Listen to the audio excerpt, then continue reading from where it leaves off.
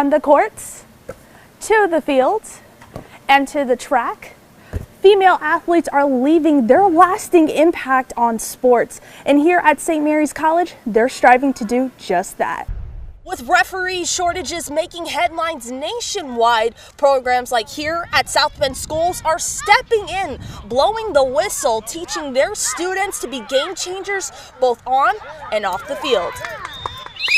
Aren't just only happening on the field. The whole invitational is a big goal for local economy, kicking local business into high gear. It's a rematch of the 2023 Final Four where Iowa handed South Carolina the 77-73 loss. Now South Carolina head coach Dawn Staley is looking for revenge.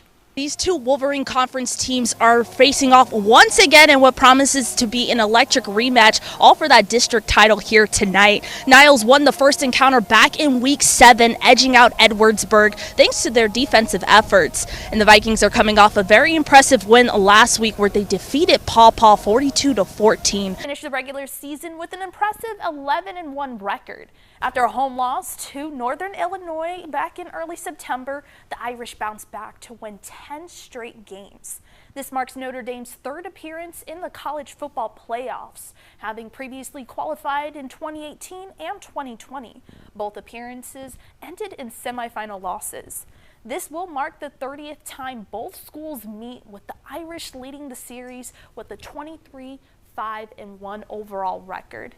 And how do you guys plan to put pressure on the Vikings offense with players like Wes Parker and Grady Moriarty in the backfield? The last time you guys faced off against Edwardsburg, your defense played a huge role getting them to force the ball over, especially making some key stops. So how are you going to replicate that here tonight? Your team is coming off a pretty big win against LaVille, where the rushing game was pretty dominant with 436 yards. How are you guys going to pursue that momentum in tonight's game? I was here with you guys last week where you were able to defeat Paw Paw, and after the game you told me a great win is a great win, especially during this time of the year. So how do you keep your team grounded now that you guys are moving more deeper into the playoffs? Moving on to the field at Lucas Oil Stadium for the first time ever, with the chance to win their first state championship in program history. 8:21 in the first quarter, Bull Polston passing to his left to Casimir Hicks, who completes the 38-yard run into the end zone, putting the Hawks up 7-0 early on. Warsaw responding with Drew Sullivan rushing up the middle for a touchdown, tying the game at 7 apiece. Second quarter action, a handoff to Pharrell Carter rushing 4 yards up the middle for the Hawks, regaining the lead at 14-7. Jumping into fourth quarter action, Decatur leading 31-17. Pharrell Carter breaking again through the middle for a gain of 74 yards for his third touchdown, extending the Hawks' lead to 38-17. The Tigers, though, not giving up, making a final push as Drew Sullivan completed a short 5-yard pass to Ethan Eagle for a touchdown, trailing 38-24. However, it wasn't a happily ever after for this Cinderella team, as Warsaw fell short in their first state appearance, losing 38-24.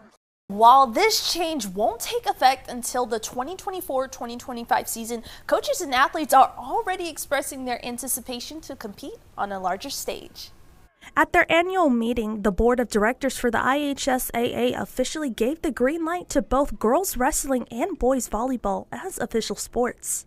I'm pretty excited about it because that means we'll get to actually play more teams from around the state, and hopefully it'll help gather up more support for boys volleyball in high school.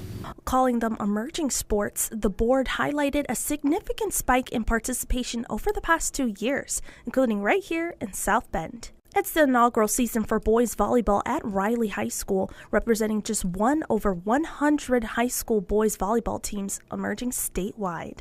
Feels good, and just to go out there and play all these games and be able to compete with teams that's been playing for 10 plus 20 years, and we can actually compete with them as a first-year team. That feels amazing. Riley boys volleyball head coach Warren Bynum hopes that this latest move will generate interest, potentially leading into the start of a junior varsity team next year. They're excited. They're really excited. When I brought the news to them and they found out about it, they're super excited. The biggest thing for them is we want more local teams. more local teams besides St. Joe and Penn. All the games we traveled to, Kokomo, it had been almost an hour away. So just to have teams locally that we don't have to travel as far would be great. Officials report over 1,400 girls from 177 schools have participated in wrestling. At Riley High School, girls wrestling started with 2 athletes in the 2021-2022 season, doubling since then. One of those girls is junior Naisha Gindelberger, who calls the move empowering and inspiring. I'm actually really excited because I feel like girls wrestling it was looked over. Just by getting recognized by this organization just makes things 1,000 times better, in my opinion. Riley High School girls wrestling head coach David Soleil says this move makes him more excited for the season as his girls' hard work is finally being recognized. The stage is brighter for them now, so they're a little bit more nervous about that. The stage is definitely bigger, brighter. They're getting an equal representation as the boys, so the stage is set for them. And it's a matter of fact if they're ready to take that stage and just come as it goes. The IHSAA will now establish state tournaments for both boys volleyball and girls wrestling, with details on the events to be released in the upcoming months.